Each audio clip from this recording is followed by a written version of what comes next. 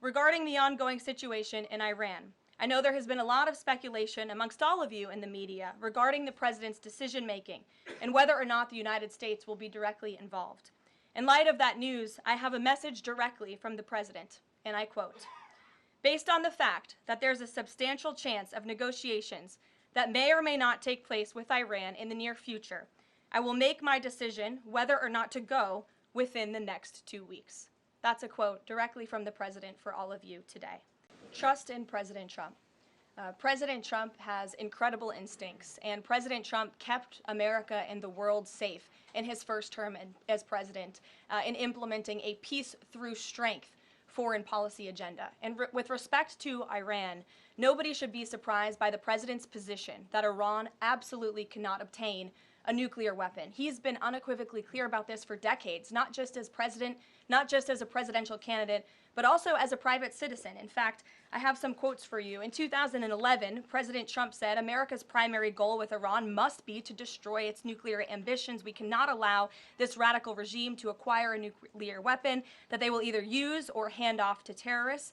In 2015, the president said, "The problem is that Iran poses an existential threat to Israel, our Middle Eastern allies, and the United States." And of course, the president has repeated that in his first term as president and his second term as president as well. That's why he was adamantly opposed to the disastrous Iranian nuclear agreement that was implemented by President Obama. And it's why he has given great latitude and given a lot of effort to achieving a diplomatic solution. But he's been very clear. Iran went for 60 days when he gave them that 60-day warning without coming to the table. On day 61, Israel took action against Iran. And as I just told you from the president directly, he will make a decision within 2 weeks. And what exactly would a deal with Iran need to entail? No enrichment of uranium, and it would absolutely not, Iran is absolutely not able to achieve a nuclear weapon. The president has been very clear about that. And by the way, the deal that Special Envoy Witkoff proposed to the Iranians was both realistic and acceptable within its terms. And that's why the president is sent that. The fact that this president is giving some time and space for diplomacy, another 2 weeks, does it mean that the president is trying his best to avoid a direct conflict with Iran?